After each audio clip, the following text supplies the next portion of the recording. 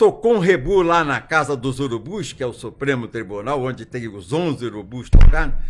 Diz que toca até música da Carmen Miranda, que lá a representação gay é minoria. Pelo menos 2, com certeza, tem assento lá no plenário, né? Mas diz que tá assim, clima de frenesi. Carmen Miranda.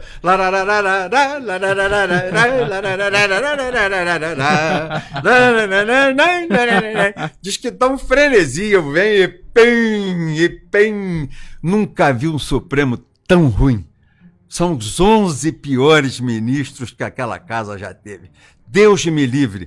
É herança maldita do presidente Bolsonaro.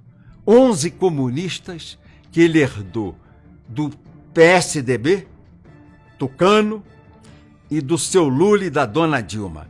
Tem 2 juízes do trabalho.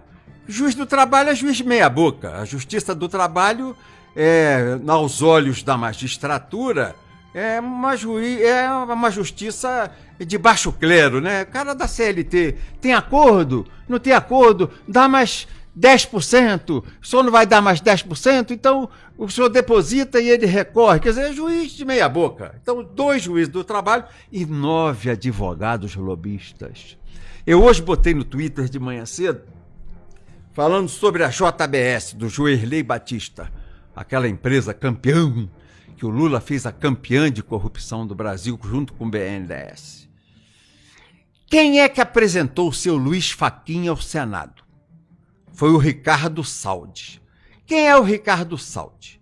É o homem da mala do Joerley Batista da JBS. A JBS faz também embutidos para exportar. Entre os embutidos, salsicha. Aí eu me deu uma ideia maligna. É o lado sombrio da força aí. O lado sombrio da força. Quem vê fazer salsicha, não come salsicha, porque é um negócio nojento. E quem vê o lobby que é feito no Senado para eleger, para nomear um ministro do Supremo, desacredita da justiça. Toma pavor da justiça do Supremo Tribunal Federal. Quem pegou o Luiz Fachin pela mão, que eu chamo de Carmen Miranda, porque ele era o advogado do movimento gay do Brasil e do movimento sem terra, mas ele ficou mais assim inclinado para o movimento gay do Brasil. E ele foi de mãos dadas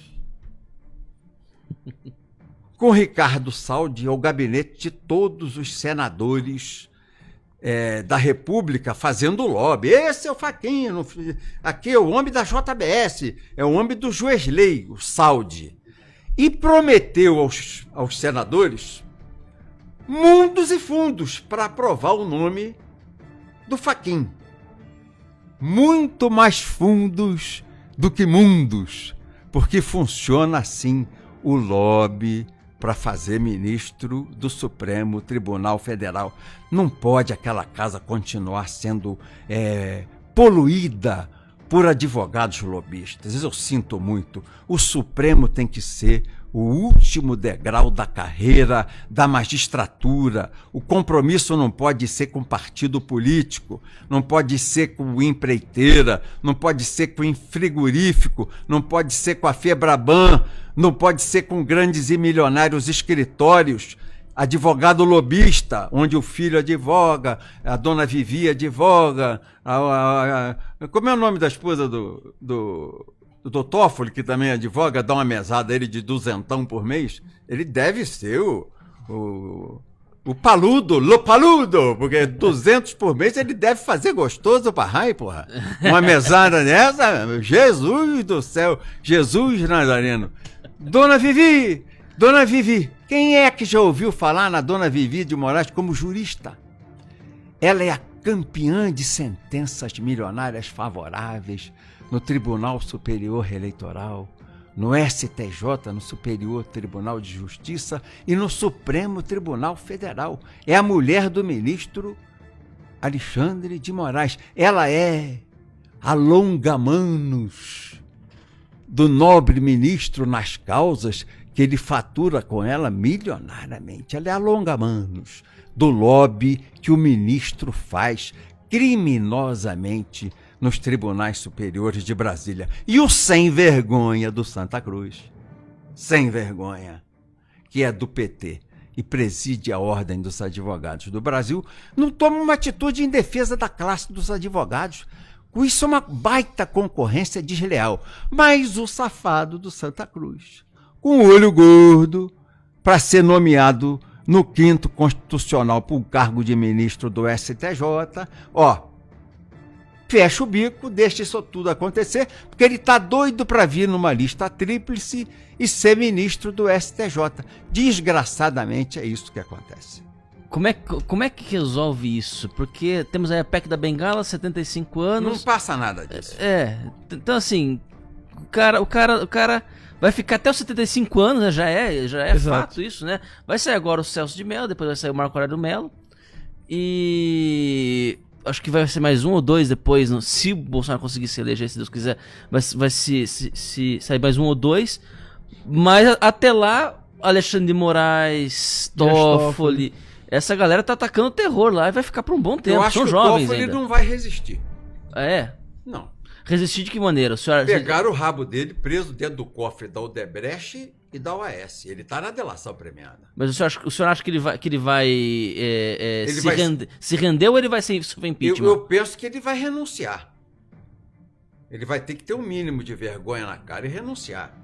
Ou vai se submeter ao impeachment. O Alcolumbre, não querendo, vai ter que fazer o impeachment dele. É tão vergonhoso o relacionamento do amigo do meu pai. Propina, mensalão. Ele recebia mensalão. Olha só. Todo mês um salarinho. Mas a reforma da casa dele aqui em Brasília, ele não se sustenta à frente da presidência do Supremo e nem como ministro do Supremo. Não é possível que vão manter o Toffoli. Eu penso que o presidente tem que apelar ao poder garantidor do artigo 142 da Constituição. É lei, é Constituição. Eu fui aos anais da Constituinte estudar os debates do artigo 142. Bernardo Cabral, Fernando Henrique, Zé Genuíno e Gerson Pérez. Tá lá, anais da Constituinte. E aí o Fernando Henrique tem um momento que diz assim, olha como as palavras ditas um dia se voltam contra nós. O Fernando Henrique diz assim, nós estamos fazendo nessa Constituinte de 88 um parlamentarismo de fato. Nós esvaziamos tanto o presidencialismo que nós temos que dar a ele um poder garantidor para ele poder se sobrepor como chefe de Estado ao executivo, ao legislativo e ao judiciário. Porque o judiciário tem contra ele a denúncia que afasta o presidente 6 meses. E o legislativo tem contra ele o impeachment, que também afasta o presidente 6 meses. E de que maneira se defende o presidente? Nenhuma. O judiciário faz uma denúncia crime contra ele, afasta ele 6 meses. O poder legislativo recebe o impeachment, afasta ele 6 meses. Qual é o poder de defesa que tem o chefe de Estado? Nenhuma? Não. Aí o Fernando Henrique diz, artigo 142. Ele fala em poder moderador. Aí tem gente que está falando em poder garantidor. Tudo bem, uma palavra ou outra. O presidente, como comandante em chefe das Forças Armadas, porque é chefe de Estado, pode invocar as Forças Armadas e, através do poder garantidor, acabar com o conflito institucional que há entre poderes. Não, é fechar o Supremo que vocês estão falando, Roberto? Não. Passar a vassoura. Passar a vassoura. Aposentar os 11, porque não dá para ficar com nenhum. Não dá, são todos inconfiáveis, são todos comunistas, contra o governo conservador, contra o governo cristão, contra o governo de direita do presidente Bolsonaro. Ele tem que aposentar os 11 e aí ele pode fazer uma emenda, a gente faz uma emenda que vai passar tranquilo, estabelecendo que o Conselho Nacional de Magistratura indicará 33 nomes para fazer 11 listas tríplices e o presidente escolherá entre juízes togados, juízes de carreira. O Supremo, eu volto a dizer, tem que ser o último degrau da carreira do magistrado. advogado lobista é o escambau, o Alexandre de Moraes, é o escambau. Chega desse troço, dessa geringonça, chega, Toffoli, chega, ô Fachin, chega, advogado lobista aí de interesses da JBS, chega, meu irmão, não dá mais para enganar, e fica querendo censurar blogueiro, fica querendo censurar youtuber, o rabo de vocês está de fora, chega, hoje tem a mídia social, a imprensa vendida encobria esse segredo de vocês, porque a Globo também nomeava ministro do Supremo, hoje não nomeia mais. E a democratização que abriu tudo com a mídia social está mostrando quem são vocês, a origem, ao que vieram, por quem vieram, com quem vieram, ao que vocês se dispõem. Não dá mais, tem que ser juiz togado, por amor à toga, a espada da justiça, a balança da justiça, não por compromisso político, ideológico ou pragmático econômico com grupos econômicos. Isso apodreceu. Esse Supremo, esses 11 urubus, estão lá fedendo a carniça que devoram. Tem que ser varridos, tem que ser aposentados compulsoriamente e nós colocarmos juízes de carreira no Supremo Tribunal Federal. Poder garantidor do artigo 142 da Constituição da República. É legal, é constitucional, é justo, é de direito. Perfeitamente. E por que o senhor acha que não foi... Quer comentar alguma coisa? Não, por favor. Por que o senhor acha que o presidente, na opinião do senhor, por que o presidente ainda não fez uso, já que, na opinião do senhor, isso é tão claro que isso deveria ser feito? Ele tem procurado não dar uma demonstração de prepotência. Ficou a classe média culpada. A Revolução de 64 foi feita para impedir o comunismo que beiradeava o Brasil. Acabara de haver o comunismo em Cuba, 60. E o comunismo se irradiava, o Che Guevara estava fazendo guerrilha na Bolívia, na Colômbia, o grande guerrilheiro de Fidel, o Che Guevara, que tem nego que pendura na camiseta aquele fascínora, aquele assassino, tem gente que adora aquele cara, e estava chegando no Brasil.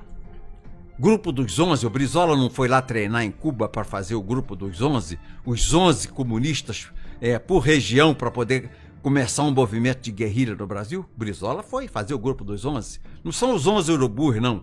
Esses urubus togados do Supremo, não. Os 11 guerrilheiros. E aí a classe média pediu, os movimentos de classe média foram para a rua, exigimos democracia, pátria, família, liberdade, democracia, e os militares fizeram. Depois a classe média recuou, deixou os militares sozinhos. Os militares apanharam sozinhos, sem a defesa da classe média. Todo mundo isentão. Anos de chumbo, deixaram as novelas da Globo demolirem a reputação de atitudes justas, democráticas, cristãs, legais, que repetiam os nossos costumes, os nossos credos, a nossa cultura. A Revolução sintetizou isso. Ela veio para garantir os nossos credos, a nossa cultura, que os comunistas queriam mudar. A República Sindicalista estava pronta para ser instalada no Brasil em 64. Aí a classe média, todo mundo se acovardou, rabinho no meio da perna, e os militares pagaram o preço sozinhos. Por isso eles estão assim, vamos agir ou não vamos agir? Essa classe média vai continuar do nosso lado ou a gente age e depois é abandonado para depois ser todo mundo aí ficar sendo processado, comissão da verdade, tentando julgar reputações, desconstruir reputações, nome de pessoas que mataram quem tinha que morrer. Guerrilheiro assassino tem que morrer. Não tem assim, ele é bonzinho, e daí? Tá armado para matar inocente. Como é que você repele a força? Pela força. Lá nos Estados Unidos, o Antifas, ele está acabando porque contra a bala, bala. Não tem remédio. Contra a violência não tem remédio. O Estado, ele se garante pelo fuzil. Os comunistas sabem. Mao Tse-tung dizia, o poder principia onde? No cano do fuzil. Ele se garante onde? No cano do fuzil. Quem modera os poderes? O cano do fuzil. As Forças Armadas. Então vamos parar de frescura.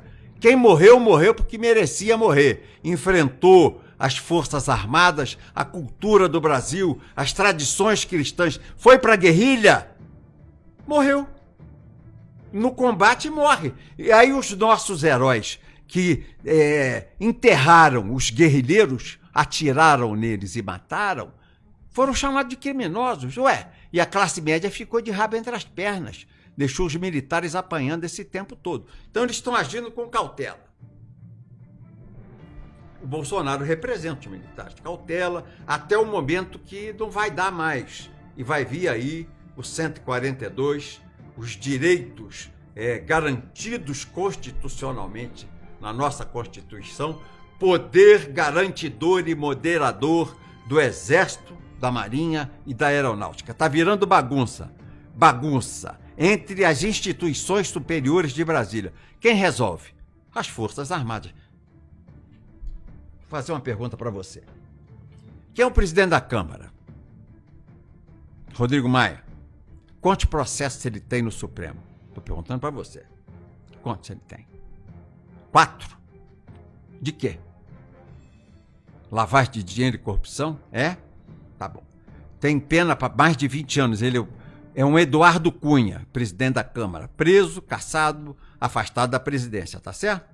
Tá bom. Quem preside o Supremo? Estou te perguntando. Você que está me vendo em casa, quem preside? É o Baturé. Alcolumbre. Quantos processos ele tem no Supremo? No Senado. No Senado, desculpa. Não, quem preside o Senado, quem conta os processos... Tem quantos processos no Supremo? Lá, transitando. 4. A mesma coisa que o Rodrigo Maia. De quê? Qual é a imputação contra ele? Lavagem de dinheiro, corrupção passiva. Então, os dois têm o rabo preso na gaveta do Toffoli. Eles não põem para votar uma CPI contra aquela lava-toga, não vai sair nunca. Eles têm o rabo na gaveta. Eles vão fazer impeachment contra ministro do Supremo, vai lá o assessor parlamentar do Toffoli e diz assim, doutor Rodrigo Maia, o senhor vai fazer CPI aí contra nós, tem aquele seu processo, o maluco do procurador pediu 15 anos contra o senhor, vai à pauta semana que vem, os ministros estão todos melindrados com o senhor, porque o senhor fez isso. O senhor vai ser condenado, vai ser afastado da presidência, vai ser cassado, vai ser preso, igualzinho Eduardo Cunha. E a mesma coisa eles dizem lá pro Baturé, pro Alcolumbre. Baturé, você quer briga? Não faz isso, Baturé, você vai ser preso, vai sair daí algemado, nunca mais volta pro Senado. Então, eles têm rabo preso. E o Toffoli, descobrimos o rabo preso dele também. O amigo do meu pai, rabo preso no cofre da Odebrecht, rabo preso no cofre da OAS. Então, 3 homens de rabo preso. 3 homens. Lá no Supremo tem os de rabo preso, também tem os de rabo solto. Mas eu não quero falar desse assunto agora. 3 homens de rabo preso. 3. Querem derrubar um homem honrado, sério, digno, que é o presidente Jair Messias Bolsonaro. Olha quem está se reunindo contra o presidente Bolsonaro. Maia, Alcolumbre e Toffoli. Esses homens têm moral. Esses homens têm dignidade. Eles representam o patriotismo. Eles representam o sentimento da nação brasileira. É a luta da corrupção contra a honestidade e a corrupção vai vencer? É você quem vai dizer isso. É você quem tem que responder isso. Nós estamos aqui, o Ítalo, o Max, eu, como seus porta-vozes. Mas a vontade é sua, a ação é sua. Nós não podemos permitir que o anticristo derrote o homem de Deus. Esse é o nosso compromisso. Por isso Deus nos inspira. Ele carrega as nossas palavras com as suas convicções. Nós falamos um pouco por Deus. Porque quando a gente se une, como nós estamos unidos aqui, ó, nessa corrente de força, de energia, em nome da honestidade, em nome dos nossos costumes, em nome da nossa cultura judaico-cristã, em nome do amor à família, da liberdade, a nossa força é muito maior que os 3 presidentes de poderes, Senado, Câmara e Supremo Tribunal Federal. Nós estamos na luta do bem contra o mal. Nós encarnamos o bem. O presidente Jair Bolsonaro é o bem. Ele não rouba e não deixa essa cachorrada roubar. Ah, mas havia harmonia antes entre os poderes. Tudo no larjão. Tudo no bufunfa, tudo dinheiro. Era um butim partido entre os 3, Senado, Câmara, Supremo. E o presidente, que é doido, aquele capitão é doido, pegou aquele fuzil dele, que eu tenho igualzinho, um 556, foi para a porta do cofre do Tesouro Nacional e disse, ó, eu não roubo, mas aqui ninguém vai roubar mais não. Esse dinheiro é do povo do Brasil. Então, quem é que se reúne contra o presidente para empichá-lo, para derrubá-lo e faz essa narrativa toda para tentar ticinar, sujar, manchar o governo dele? Baturé, Nhôiô Botafogo e o amigo do meu pai. Pode um troço desse? Deus vai permitir que esses 3 homens, que esses 3 homúnculos, que esses 3 monturos, joguem no chão o Filho de Deus? Homem honrado, homem sério? Duvido. Deus vai intervir. E nós vamos colocar o nosso peito do lado dele. Eu quero, se o presidente precisar, tá com a minha espada na mão, lá no Palácio do Planalto, ao lado dele, vertendo meu sangue, mas em nome desses credos que nós defendemos.